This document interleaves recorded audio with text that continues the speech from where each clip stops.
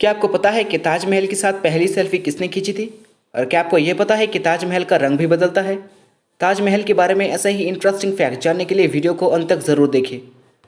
Facts number 1, क्या आपको पता है कि ताजमहल की जो मीनारें हैं वो सीधी खड़ी ना होकर बाहर की ओर थोड़ी झुकी हुई है?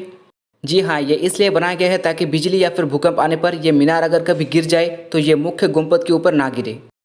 फैक्ट्स नंबर 2, क्या आपको पता है कि ताजमहल का रंग भी बदलता है?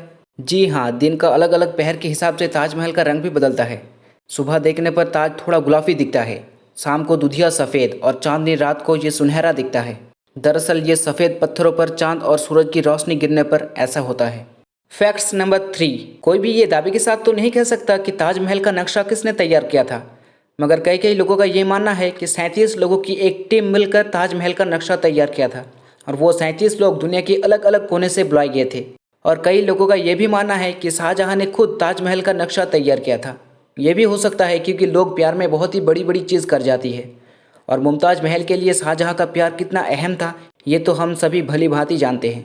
फैक्ट्स नंबर 4, हम कुतुब मीनार को भारत का सबसे ऊंचा मीनार समझते हैं, मगर सरकारी आंकड़ों के हिसाब से ताजमहल कुतुब मीनार से भी आधा मीटर ज़्यादा ऊंचा है। कुतुब मीनार का ऊंचाई है 72.5 मीटर, वहीं दूसरी तरफ ताजमहल की ऊंचाई है 73 मीटर, यानी ताजमहल कुतुब मीनार से आधा मीटर ज़्यादा ऊंचा है। फैक्ट्स नंबर 5, ताजमहल की नींव बनाते समय ताजमहल की चारों तरफ कई कुएं खोदे गए। इन कुओं में ईंट पत्थर के साथ साथ मेहोगनी और आबनूस की लकड़ियों को डाले गए। ये कुएं ताजमहल की नींव को मजबूत बनाए रखती है और मेहोगनी और आबनूस की लकड़ियों का एक खासियत ये है कि ये जितनी नमी पाती है ये उतनी ही सख्त रहती है और ये नमी ताजमहल के पास बहती हुई यमुना नदी से मिलती है। फैक्ट्स नंबर 6, ऐसा कहा जाता है कि शाहजहां ने ताजमहल बनाने वाले सभी मजदूरों की हाथ कटवा दी थी, मगर ऐतिहासिकों का कहना है कि ताजमहल बनने के बाद भी और भी बहुत सारे किले बनाने में उन मजदूरों का बहुत बड़ा हाथ था। इसमें से एक था उस्ताद अहमद लाहौरी, जिसने ताजमहल बनाने के बाद लाल किला बनाने में अपना योगदान दिया था। फैक्ट्स नंबर 7, ताजमहल की कलाकृतियों में 28 तरह की बेशकीमती पत्थरों को लगाए गए थे और वो पत्थर चीन, जापान, अरब और भी बहुत सारे देशों से लाए गए थे।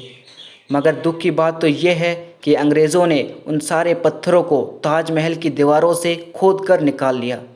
फैक्ट्स नंबर 8, बहुत सारे लोगों का यह कहना है कि मुमताज़ महल के लिए एक सफ़ेद ताजमहल बनाने के बाद शाहजहां ने अपने लिए यमुना नदी की दूसरी ओर एक काला ताजमहल बनाना चाहते थे, मगर जब उसकी ही बेटे ने उसको कैद कर लिया तब उसका सपना सपना ही रह गया। मगर ऐतिहासिकों का कहना है कि ये एक मनगढ़ंत कहानी है, क्योंकि जिस जगह शाहजहां ने अपने लिए एक काला ताजमहल बनाने का सपना देखा था उस जगह कई बार खुदाई की गई मगर कोई सबूत नहीं मिला।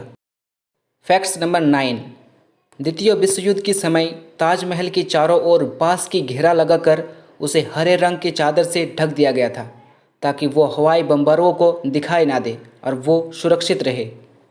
फैक्ट्स नंबर 10, आप ये जानकर हैरान हो जाएंगे कि ताजमहल के सभी फव्वारे एक साथ ही काम करते हैं।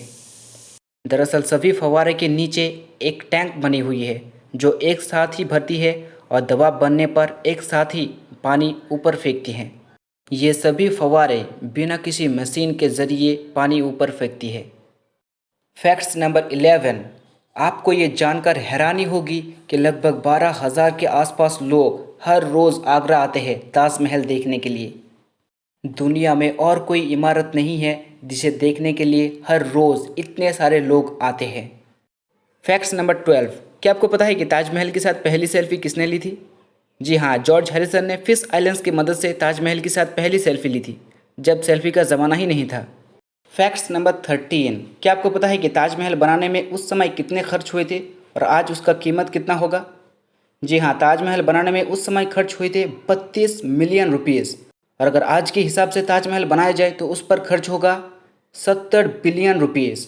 अगर इसे हम इंडियन रुपीज़ में कन्वर्ट करें तो ये होगा 52 खरब 44 अरब 22 करोड़ 50 लाख रुपीज़।